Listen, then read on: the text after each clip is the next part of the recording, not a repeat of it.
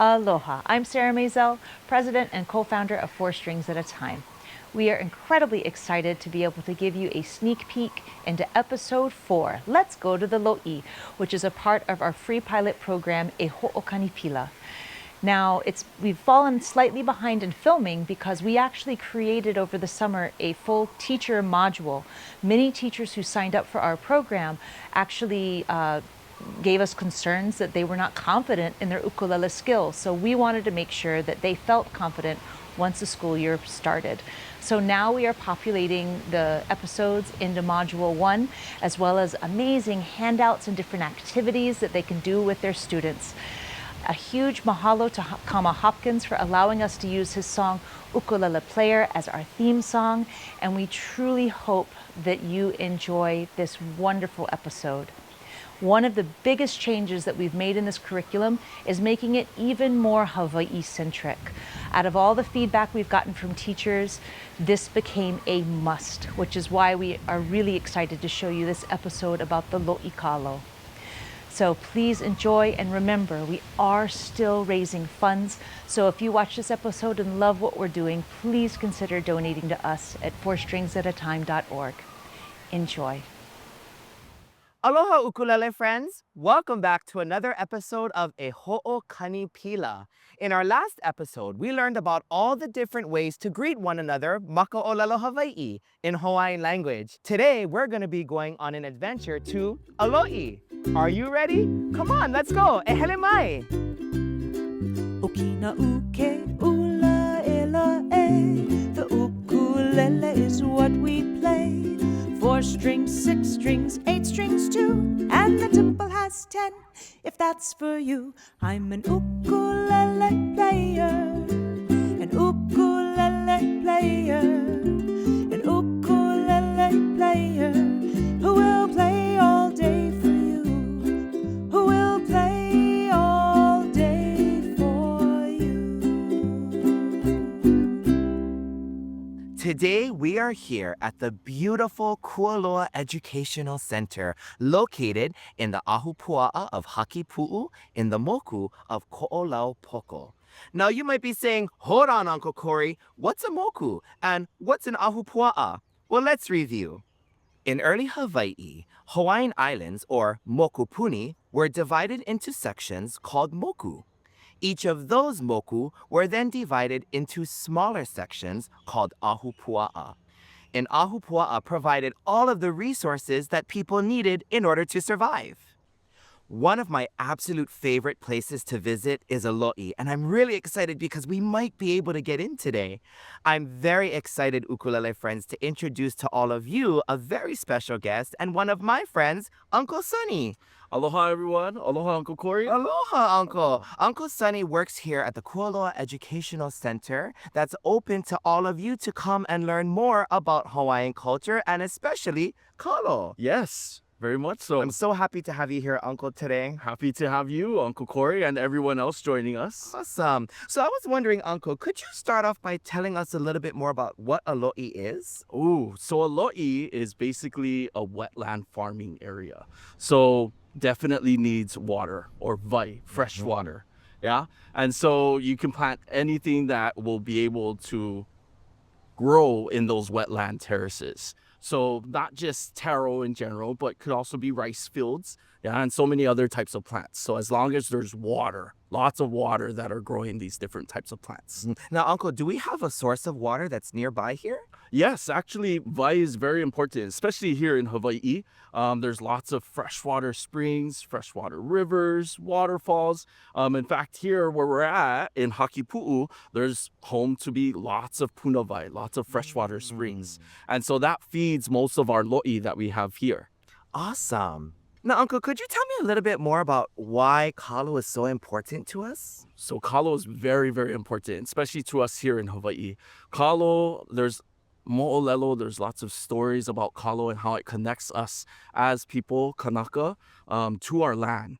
One of the most things that I enjoy about kalo is that you can eat every single part of it. Oh, Yes, and it's so good for our kino, for our bodies, and it helps us to grow healthy and strong every day. Now, I heard a story once, Uncle, about this character named Haloa. Could you tell us a little bit more about who Haloa is? Yes, very much so. So our Haloa is our ancestor here in Hawaii.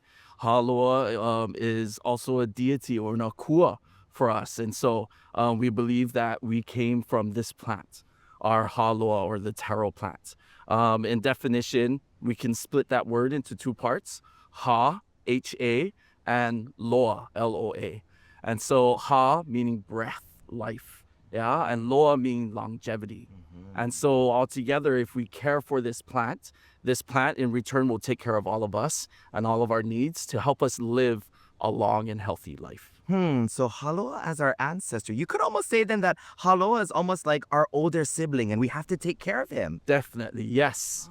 And this is also where the term malama aina comes into perspective, yeah? Being able to care for the land, and in return, the land will take care of us. That's right. That's right. Heli'i ka'aina he kawake kanaka. Right? The land is the chief and the man is its servant. Yes. We have to take care of the land. Yes. Wow. So, Uncle, you mentioned earlier that kalo was so good for us because you can eat the whole plant. So could you tell us a little bit more about what we can do with kalo? Oh, yes. And I'm sure all of you folks might know some of these dishes here that kalo or taro is used out of.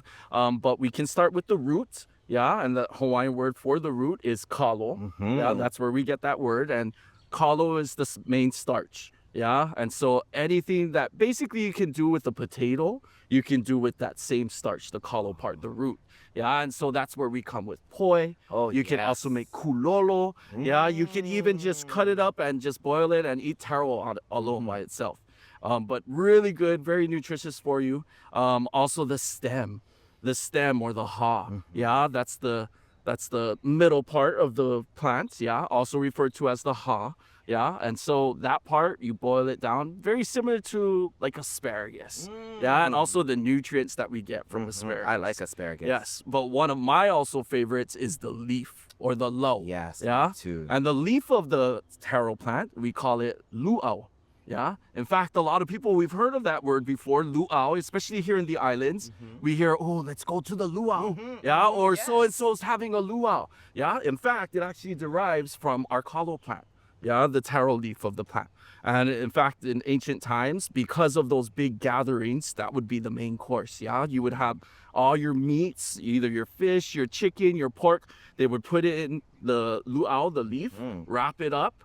And that dish here today is known as lau lau. Lao. Yeah, I love many leaves. I know, I love that too. So, oh no. Yeah, that's why I love the luau leaf. Really good. Such a good part. Now, Uncle Sunny, my auntie once told me that if I ever wanted to eat something from kalo, I had to make sure I cooked it really, really well. Yes. And so you got to be very careful with kalo because, again, it is a very special plant.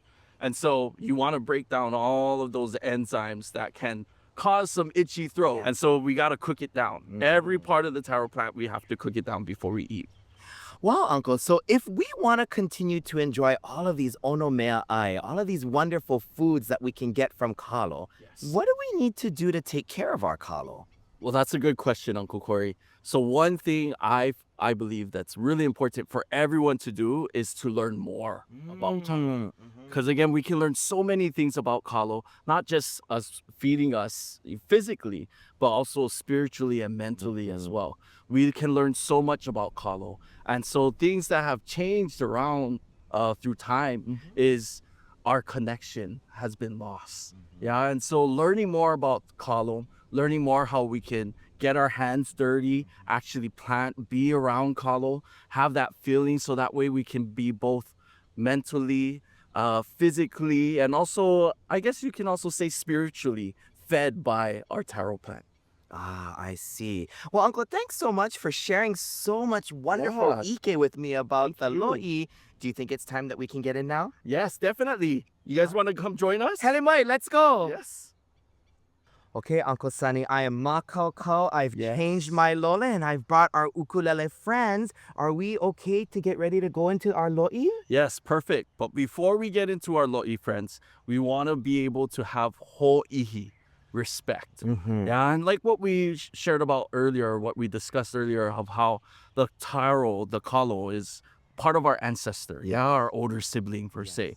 And because we respect it so much, we want to make sure that our intentions, our thoughts, and everything that we do here is all centered and mindful, yeah? And so giving it the proper ho'ihi or respect that it should be given. And so we don't want to make any loud noises. You know, it is, you know, sometimes we can have fun, but again, we want to show that respect when we get and step inside our lo'i, especially into any type of lo'i kalo. Yeah. And so also want to make sure we are going to get muddy. So be maukau to have some lepo, some dirt, yeah, on us. Another big thing, especially here in Hawaii, we want to make sure we don't have any open cuts, any open wounds on our feet, on our vavai. And so we want to make sure that everything is all set and ready to go. But I think we're all maukau. Yes, maukau. Absolutely. All right, let's head on in. Wow, Uncle, this lo'i is really deep. Yes. But I love feeling all of the lepo beneath my toes and all the squishy mud. It feels really good. But here we have a kalo plant that you wanted to show us. Yes. So this kalo plant, as you can see, we can see all the different stages of the taro plant, right? We see the the stem, right? We also see the lau or the lu'au, the leaf. Yeah, what we cannot see is the corm or the kalo, the root that's growing underground. But a unique thing that we can see right here is the shoots that are coming out from this main kalo plant. Yeah, and so the shoots, we also in fact refer to them as keiki of the plant, yeah, or the children of the plant. But here, specifically with the taro plant, they are referred to as our oha. Oha, yes, oha. And in fact, when you have lots of shoots coming out, to add it, to make it plural, you would add the na. So oha and na, that's the word ohana. Yes, perfect. And ohana means Family. family, yes. And so this is actually where we get that word ohana, where we have lots of the keiki shooting out from one makua, one parent plant, and then you have an entire family of A family of kalo. That makes so much sense, Uncle Sunny. Yes. Oh, cool. And so every type of work, in fact, there's lots of work to be done here in our lo'i. Yeah, and we look back onto our moon phase of what type of hana, what type of work needs to be done. And so our moon lets us know whether it's a good time to harvest, whether it's a good time to plant our kalo. But sometimes it's a time where we have to just weed and, you know, do lots of other different types of work. So it's not always planting, not always harvesting, but there's always something to do. Even stepping into the lo'i kalo, moving around all the lepo gets all the nutrients around, so that way it feeds more into our kalo plant. Got it. Well, Uncle, is it time to get to work then? Yes. And so today we're going to be doing lots of different things. We can do weeding. We're also going to take some of our keiki and be able to plant them in another area so that way they can continue to grow. Awesome. All right, friends, are you ready to work? Let's go. Ehana kako. LMI.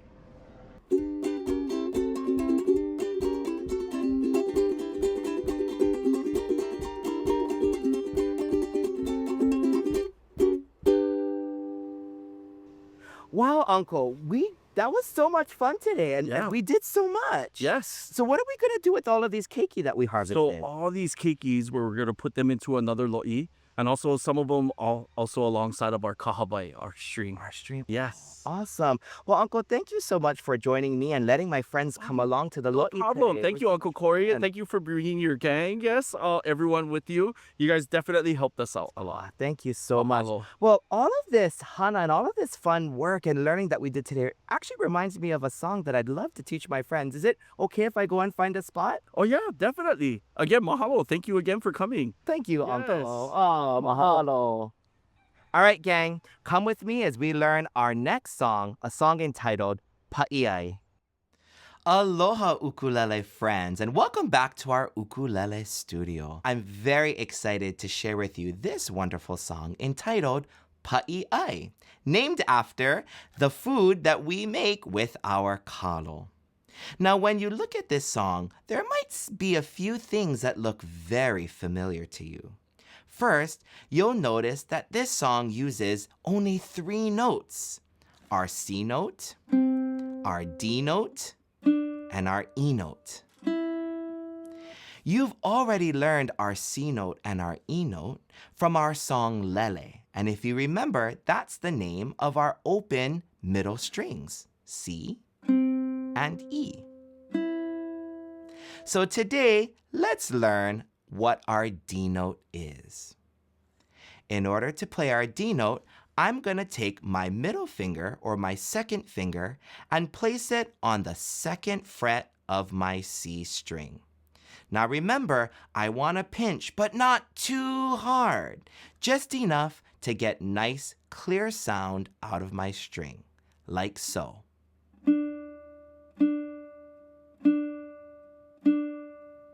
Why don't you give it a try? In this song, we're going to be using the technique called picking in order to make sound on our instrument. Remember, there are a number of ways that different professional ukulele players pick. Some use their thumb, while others use different fingers like their index or even their middle. Feel free to experiment with what feels most comfortable for you. Now, as we take a look at the song Pa'i'ai, what types of notes do you see in this song? Do you see the quarter note? How about the quarter rest? Remember that the quarter note and the quarter rest are 1 beat each. Do you see another type of note in this song? That's right, you see eighth notes. Eighth notes are worth half a beat each. And remember that when we play them all together, the notes sound like they're going just a little bit faster. Let's get into the song and learn how to play Pa'i'ai. The first 2 measures of the song are exactly the same. It starts with our E note, then goes to our D note, and then our C note. It sounds like this: E, D, C, and rest. E, D, C, and rest. Can we try it all together? Makoko, ukulele's up. 1, 2, ready, pick. E, D, C, rest. E, D, C, rest. Now, on measure 3, this is where we see our eighth notes. We're actually going to take the 3 notes we just played and play them backwards in reverse. We're going to start on C, then go to D, and in measure 4, that brings us back to E again. So, the way it sounds in measure 3 with the eighth notes is I'm going to play my C note and my D note 4 times like this. 1 and 2 and 3 and 4 and. Can we try that together? Makoko? Here we go. 1 and 2 and 3 and pick. 1 and 2 and 3 and 4 and. Maika iloa. If you take a look at the 4th measure, we're back at E. And if you look closely, the 4th measure is the same as measures 1 and 2. Let's play that together. 1 and 2 and 3 and pick. E, D, C, and rest. Mai ka'i. Great job, ukulele friends. I think you might be ready for us to put the entire first line together. Makoko? Oya, here we go. 1, 2, ready, pick. E, D, C, rest. E, D, C, rest. C, C, C, C, D, D, D, D, E, D, C, rest. Mai Ka'i, you did a wonderful job. Take a look at the second line of the song. The second line of the song is exactly the same as the first line of the song. So we can do it. 1, 2, ready, pick. E, D, C, rest. E, D, C, rest. C, C, C, C, D, D, D, D, E, D, C, rest. You're doing such an awesome job, ukulele friends, but now I think it's time that we go and visit Auntie Hi'ilani and Auntie Crystal and play this song all together. Makau ko? E hele ka ko? Let's go and play.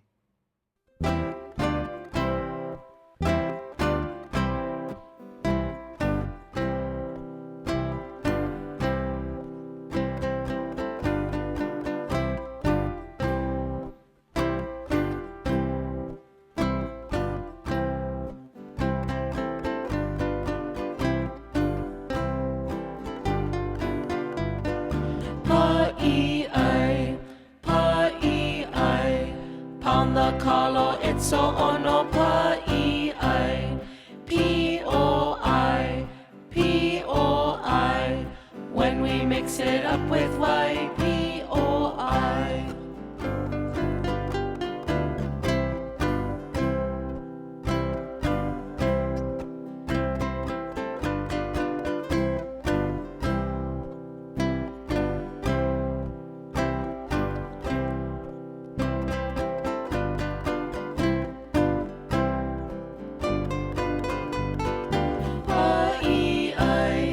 Pa'i, pound the kalo, it's so ono. Pa'i, P-O-I, P-O-I.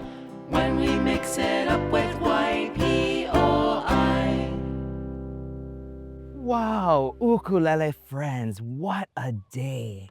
I had so much fun coming here to Kualoa Education Center here in Hakipu'u on the island of Oahu. We learned so much today. We learned all about the lo'i and how to care for kalo and why it's so important for us here in Hawaii. And to top it all off, we learned a new song, Pa'i'ai, and I even taught you the extra verse, P-O-I. Friends, I hope you had a fun time with me here today, and I can't wait to see you all in the next episode. Aloha! Okina uke ula ela e. The ukulele is what we play. 4 strings, 6 strings, 8 strings too, and the temple has 10. If that's for you, I'm an ukulele player.